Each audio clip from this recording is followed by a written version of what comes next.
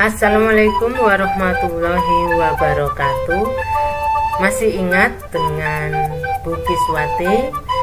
Ibu berasal dari SMP Negeri 6 Jombang. Materi yang kita pelajari adalah materi IPS, yaitu tentang konflik sosial dan integrasi sosial dalam kehidupan sosial. Belajar IPS bersama Bukis menyenangkan. Nanti kita akan mempelajari tentang geografi, sejarah, ekonomi, dan sosiologi yang merupakan materi-materi yang dipelajari di IPS. Bagaimana kabarmu hari ini? Tentu masih dalam keadaan baik, sehat walafiat, dan masih semangat untuk belajar IPS. IPS adalah ilmu pengetahuan sosial. Jangan lupa ya anak-anak, kalian subscribe, like, dan juga komen. Jangan lupa juga sebelum kalian mengikuti pembelajaran kali ini, siapkan alat tulis kalian, misalnya ballpoint atau pensil dan stabilo. Perhatikan anak-anak handout materi PPT dari video ini, yaitu konflik sosial dan integrasi sosial dalam kehidupan sosial. Tujuan pembelajaran kali ini adalah 1. Menjelaskan pengertian konflik sosial. 2. Mengidentifikasi faktor penyebab dari konflik sosial. 3. Mengidentifikasi akibat konflik sosial. 4. Menjelaskan cara menangani konflik sosial. 5. Menjelaskan pengertian integrasi sosial. Dan yang terakhir 6.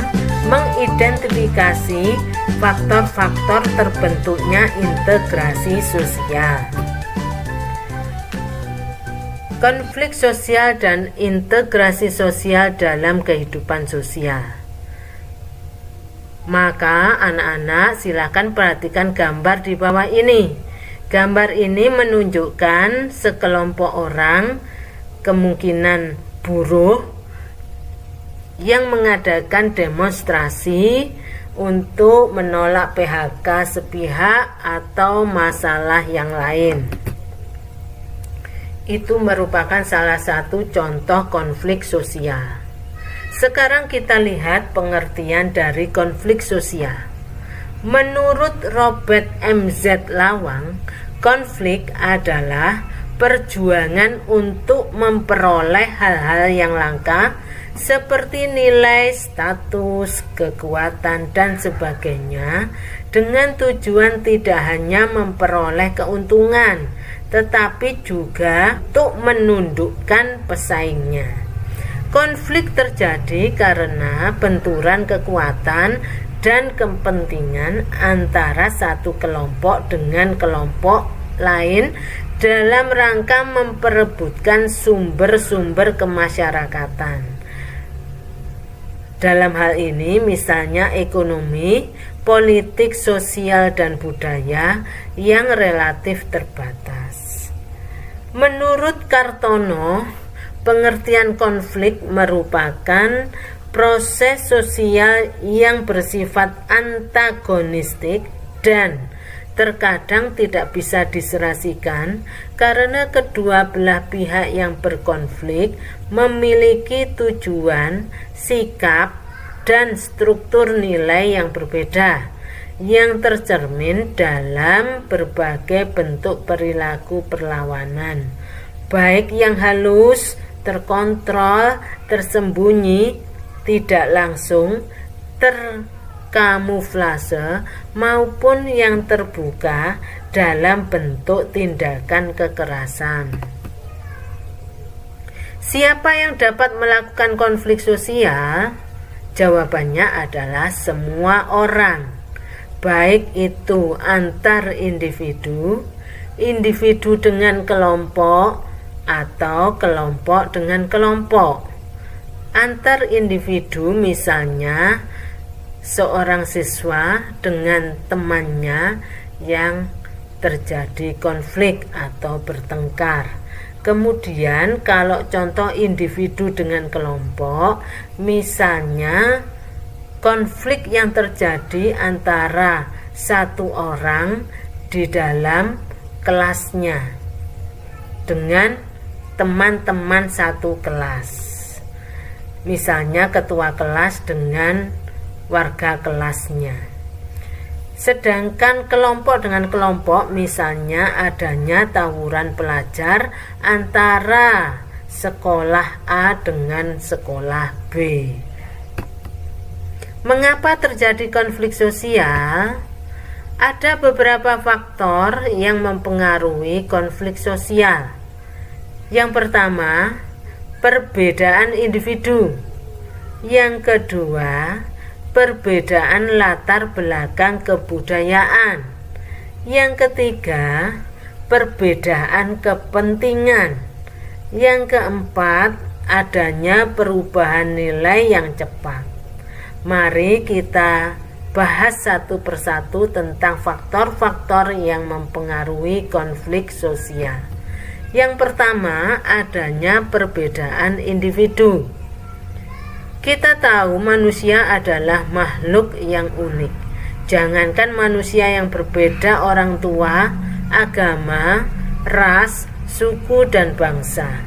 Manusia yang lahir dari dalam satu rahim pun memiliki banyak perbedaan.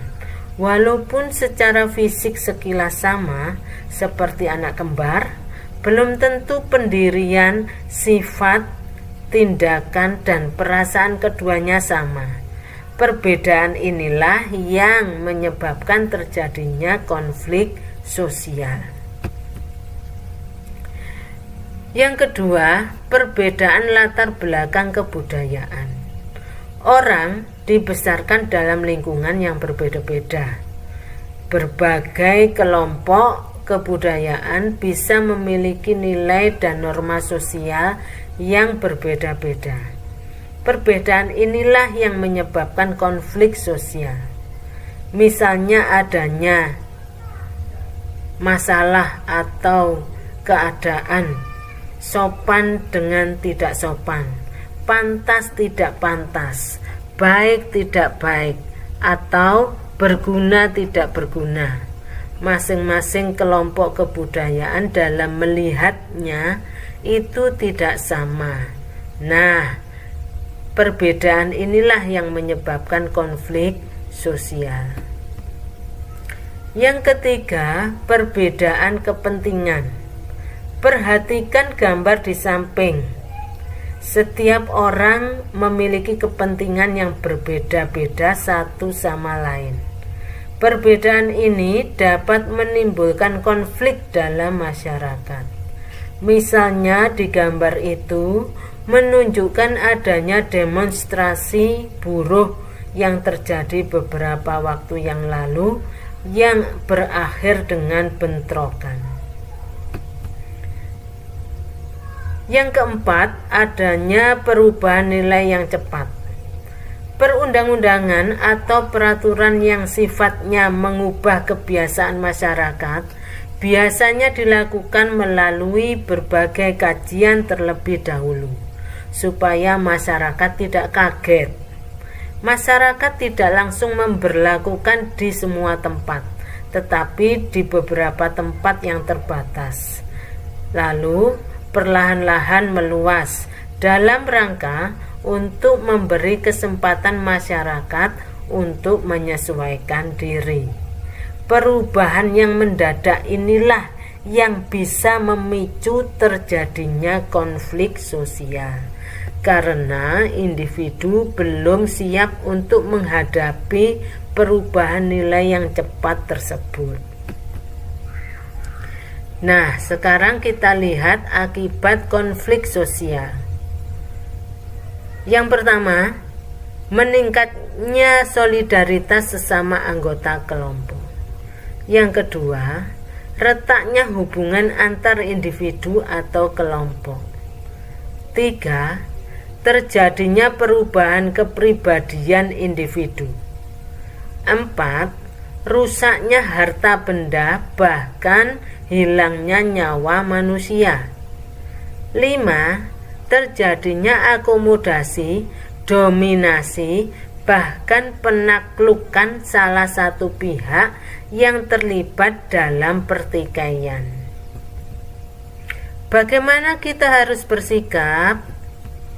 Terdapat 5 cara yang bisa digunakan individu atau kelompok untuk menyelesaikan konflik sosial. Yang pertama, dengan cara menghindar. Yang kedua, memaksakan kehendak. Yang ketiga, menyesuaikan dengan orang lain. Yang keempat, tawar-menawar. Dan yang kelima, kolaborasi. Mari kita bahas satu persatu cara yang bisa digunakan untuk menyelesaikan konflik sosial. Yang pertama, menghindar. Kadang orang merasa tidak ada manfaatnya untuk meneruskan konflik dengan orang lain atau kelompok lain. Hal ini mungkin disebabkan keyakinan bahwa dia tidak akan menang menghadapi konflik. Dalam hal ini, dia mengorbankan tujuan pribadi atau hubungannya dengan orang lain itu. Orang ini berusaha menjauhi masalah yang menimbulkan konflik atau orang yang bertentangan dengannya. Yang kedua, memaksakan kehendak. Terdapat orang atau kelompok yang memandang pendapatnya atau idenya paling benar. Orang atau kelompok ini akan berusaha menguasai lawan dan memaksa lawan untuk menerima penyelesaian sesuai dengan yang diinginkannya. Yang ketiga, menyesuaikan dengan orang lain. Terdapat individu yang ingin diterima dan disukai orang lain. Ia merasa bahwa konflik harus dihindari demi keserasian dan ia yakin bahwa konflik tidak dapat dibicarakan jika merusak hubungan baik. Ia mengorbankan tujuan pribadi untuk mempertahankan hubungan dengan orang lain. Yang keempat, tawar-menawar. Dalam proses tawar-menawar, individu akan mengorbankan sebagian tujuannya dan meminta lawan konflik mengorbankan sebagian tujuannya. Yang kelima, kolaborasi. Kolaborasi memandang konflik sebagai masalah yang harus diselesaikan. Atas dasar itu, dicarilah cara untuk mencari cara mengurangi ketegangan kedua belah pihak dengan mencari cara pemecahan masalah dan mencari pemecahan yang memuaskan bagi keduanya.